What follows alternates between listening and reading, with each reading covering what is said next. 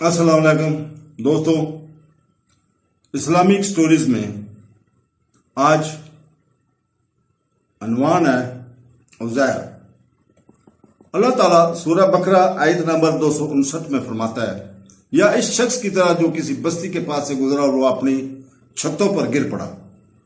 آپ صلی اللہ علیہ وسلم نے فرمایا، ہائے اللہ اس کے مرنے کے بعد اسے کیسے زندہ کرے گا؟ بس اللہ تعالیٰ نے اسے 100 سال تک مروا دیا، پھر دوبارہ اٹھا لیا۔ آپ نے فرمایا، تم کب تک مردہ رہے؟ اس نے کہا، شاید میں ایک دن یا ایک دن کا کچھ حصہ پڑ گیا۔ آپ نے فرمایا، نہیں، تم 100 سال تک مردہ رہے۔ اپنے کھانے پینے کو دیکھو، وہ کوئی تبدیلی نہیں کرتے، اور تمہارے گدھے کی طرف دیکھتے ہیں، اور اسی طرح ہم نے تم کو لوگوں کے لیے نشانی بنایا ہے۔ ہڈیوں کو ہم کس طرح اکٹھا کرتے تھے اور انہیں گوشت پہناتے ہیں۔ جب اسے یہ بات واضح طور پر بتائی گئی تو اس نے کہا، میں اب جانتا ہوں کہ اللہ ہر چیز پر قادر ہے۔ اور یہود کہتے ہیں کہ عزیز اللہ کا بیٹا ہے، اور عیسائی کہتے ہیں کہ مسیح اللہ کا بیٹا ہے۔ یہ ان کا منہ بولا قول ہے جو پہلے کافروں کے قول کے مشابہ ہے۔ اللہ کی لعنت ہو ان پر کہ یہ کس طرح حق سے منہ موڑ رہے ہیں۔ سورہ التوبہ آیت نمبر 30 میں یہ ذکر ہے۔ تو دوستو، حافظ ابو القاسم ابن اسکار نے کہا، وہ عزیز ابن جرو یا ابن سرائے ابن عدلیہ ابن ایوب ابن دریان ابن ارا بن تقی ابن اسوا ابن حناس ابن ایائی عزیر ابن حمن بن عمران ہے۔ نیز اسے عزیز ابن سمخ بھی کہا جاتا ہے۔ بعض روایت میں بتایا گیا کہ ان کی قبر دمشق میں واقع ہے۔ اس کے بعد حافظ ابن عساکر نے ابو قاسم بغوی کی روایت سے داؤد ابن عمرو کے بعد حبان ابن علی کے بعد محمد بن قریب کے اپنے والد کے بعد عبداللہ ابن عباس کے بعد کہا، میں نہیں جانتا کہ تباہ ملعون تھا یا نہیں، ایک یا نہیں، اور میں نہیں جانتا کہ عزیز نبی تھے یا نہیں۔ پھر انہوں نے اس طرح کی حدیث محمد بن حسن کی حدیث سے محمد ابن اسحاق سجی سے روایت کی۔ پھر عبدالرزاق کے بعد معمر کے بعد ابن ابو زیب کے بعد سعید مقبری نے ابو ہریرہ رضی اللہ عنہ سے اس کے ساتھ۔ اس کے بعد انہوں نے اسحاق بن بشیر سے روایت کیا جو کہ رد ہے۔ جبیر اور مقاتل کے بعد آدزا کے بعد عبداللہ ابن عباس رضی اللہ تعالیٰ عنہ سے روایت ہے کہ عزیز ایک نوجوان لڑکا تھا جبکہ ان لوگوں میں سے تھا۔ بختاصر کی طرف سے جب وہ 40 سال کا ہوا تو اللہ تعالیٰ نے انہیں عقل عطا فرمائی، اور تورات کے بارے میں ان سے زیادہ علم والا کوئی نہیں تھا، اور ان کا ذکر انبیاء اور رسل کے ساتھ ہوتا رہا، یہاں تک کہ اللہ تعالیٰ نے حکم الہی کے بارے میں سوال کرنے پر ان کا نام مٹا دیا۔ یہ حدیث ضعیف اور رد ہے، اور اللہ بہتر جانتا ہے۔ اسحاق بن بشیر نے سعید کو کے بعد ابو عروجہ کے بعد قتادہ کے بعد حسن کے بعد عبداللہ ابن سلام کے بعد بیان کیا کہ عزیز وہ شخص تھا جسے اللہ تعالیٰ نے 100 سال تک مروا دیا، پھر اسے دوبارہ زندہ کیا۔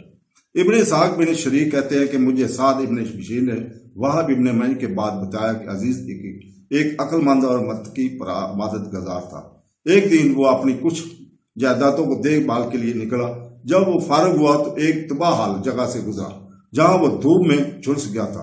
چنانچہ وہ اپنے گدھے پر سوار ہو کر اس ویران جگہ میں داخل ہوا۔ وہ گدھے سے اترا جس میں 2 ٹوکریاں تھیں، ایک انجیر سے بھری ہوئی تھی اور دوسری انگوروں سے بھری ہوئی تھی۔ وہ بیٹھ گیا اور ایک پیالہ نکالا جس میں انگور نچوڑ کر اس میں سے جو سوکھی روٹی تھی اسے بھگو دیا۔ اس نے اس میں سے کھایا اور پھر اپنی پیٹھ کے بل سو گیا۔ اپنی دونوں ٹانگیں دیوار سے ٹکا کر گھر کی چھت کی طرف دیکھنے لگا۔ اس نے کچھ گلی سڑی ہوئی ہڈیاں دیکھ کر کہا، او اللہ تعالیٰ، اس کو مرنے کے بعد کیسے زندہ کرے گا؟ اس پر اللہ تعالیٰ نے موت کا فرشتہ بھیجا جس نے اس کی روح قبض کر لی، اور اس طرح اللہ تعالیٰ نے اسے 100 سال تک موت کی گھاٹ اتار دیا۔ اور 100 سال کے بعد اللہ تعالیٰ نے اس کے پاس ایک فرشتہ بھیجا جس نے سب سے پہلے اس کا دل بنایا تاکہ وہ اسے ہوشیار کرے، پھر اس کے دونوں آنکھیں پیدا کی تاکہ وہ دیکھ سکے اور یہ سمجھ سکے کہ اللہ تعالیٰ موت کو کس طرح زندہ کرتا ہے۔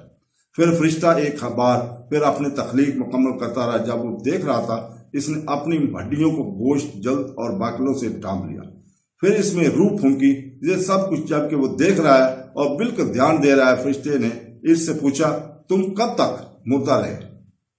اس شخص نے کہا، شاید میں نے ایک دن یا دن کا کچھ حصہ رہ گیا تھا کہ وہ دوپہر میں مر گیا، اور پھر دن کے آخر میں اس کو دوبارہ زندہ کیا گیا جبکہ سورج ابھی غروب تھا۔ آسمان اس لیے فرمایا، ایک دن کا حصہ یعنی پورا دن بھی نہیں۔ فرشتے نے کہا، बल्कि तुम 100 साल मुर्दा रहे। अपने खाने पीने को दो कि यानी सूखी रोटी और निचोड़े हुए अंगूर जो ना बदले और ना बिगड़े, इनमें कोई तब्दीली नहीं आए, और अंगूर और अंजीर भी नहीं बदले। गोया दिल से इस बात का इनकार करने लगा। फरिश्ते ने कहा, क्या तुम मेरी बात को झुठलाते हो? और अपने गधे को देखो। इसने अपने गधे की तरफ देखा और इसकी हड्डियां गल सड़कर बिल्कुल खंडर हो गई। फरिश्ते ने गधे की हड्डियों को पुकारा और उन्होंने इसकी पुकार पर लब्बैक और हर तरफ से इकट्ठे हो गए, यहां तक कि दोबारा तंदुरुस्त हो गए। जबकि अजीज देख रहा था और इसने इनको गोश्त, खाल और बाल करके आसमान की तरफ यह सोचा हो कि क़यामत आ गई है, इसका इरशाद है, और अपने गधे को देखो और इस तरह हमने तुमको लोगों के लिए निशानी बनाया। हड्डियों को देखो और हम इनको किस तरह इकट्ठा करते हैं और इन्हें गोश्त पहनाते हैं। और जब इसे ये बात वाज़ह तौर पर दिखाई गई तो इसने कहा, मैं जानता हूं कि अल्लाह हर चीज पर कादिर है। फिर वो अपने गधे पर सवार होकर अपने गांव वापस चला गया, जहां वो लोगों की नाशना मालूम होता था और लोग नजर आते थे इससे नावाकिफ, यहां तक कि इसे अपना घर भी आसानी से नहीं मिला। जब वो घर पहुंचा तो 120 साल की उम्र में एक माजूर नाबीना बूढ़ी पाई। वो माजी में इसकी एक नुकरानी थी और इसने इसे इस वक्त छोड़ दिया जब वो सिर्फ 20 साल की थी। और इसने पूछा, क्या ये अजीज का घर है? इसने कहा, हाँ ये है। वो रोते हुए बोली, आज किसको अजीज याद नहीं है? इसने इसे बताया कि मैं अजीज था और अल्लाह ताला ने मुझे 100 साल तक मौत दी, फिर मुझे दोबारा जिंदगी की। इसने कहा, अल्लाह की शान है, हमने अजीज को 100 साल पहले खो दिया और इसके बारे में कुछ नहीं सुना। इसने कहा, बेशक मैं अजीज हूं। इसने कहा, अजीज वो शख्स था जिसकी दुआ अल्लाह ताला के यहाँ कबूल होती थी, लिहाजा इससे दुआ करो कि वो मेरी नजर मुझे लुटा दे कि मैं तुम्हें देखूं। अगर तुम अजीज होते तो मैं तुम्हें जरूर दे जानती। चुनाचे आपने अल्लाह ताला से दुआ की, फिर आपने इसकी आंख और वो सेहतयाब हो गई और इसका हाथ पकड़कर फरमाया, अल्लाह के हुक्म से उठो। वो अल्लाह के हुक्म से उठ खड़ी हुई। इसने इसकी तरफ देखा और फरमाया कि मैं गवाही देती हूं कि तुम अजीज हो। इसके बाद वो बनी इसराइल की मजलिसों में और अजीज के बेटे जिनकी उम्र तकरीबन 118 साल थी और इसके पोते के लिए रवाना हुई और इनको बुलाया कि ये अजीज है जो तुम्हारे पास वापस आया। उन्होंने उसे झुठलाया, लेकिन इसने कहा, मैं फलां हूं तुम्हारी लौंडी। इसने मेरे लिए अल्लाह से दुआ की और इसने मेरी बेनाई और टांगे बहाल कर दी। इसने मजीद कहा, इसका दावा है कि अल्लाह ताला ने इसे 100 साल तक मौत दी और फिर इसे दोबारा जिंदगी की। लोग उठकर इसकी तरफ देखने लगे और इसके बेटे ने कहा, मेरे वालिद के कंधों के दरमियान काला तिल था। इसने अपने कंधे खिलाए और इन्हें मालूम हुआ कि वो अजीज है। बनी इसराइल ने कहा, अजीज वो वह शख्स था जिसने पूरी तौरात को अपने दिल में डाल दिया और अख्तर ने इसे जला दिया और इसके सिवा कुछ नहीं बचा जो कुछ मर्द याद रख सकते हैं। तो अगर आप सच्चे अजीज हैं तो हमारे लिए लिख दें। इसके वालिद सरूखाने ने तौरात को बखरियत के तौर में इस जगह दफन किया जो अजीज के अलावा कोई नहीं जानता था। इस तरह वो इन्हें इस जगह ले गया और बाहर ले आया, लेकिन बदकिस्मती से कागजात बसीदा और बर्बाद हो गए। चुनाचे आप बने इसराइल के जेर साए दरख्त के साए में बैठ गए और इनके लिए तौरात की तजदीद की। इस वक्त आसमान से 2 तारे उतरे और इसके मुंह में दाखिल हुए, जिससे इसने तौरात की पूरी इबारत याद कर ली और इस तरह बने इसराइल के लिए इसकी तजदीद की। चुनाचे यहूदी कहते हैं अजीज अल्लाह का बेटा है। अल-तौबा आयत नंबर 30।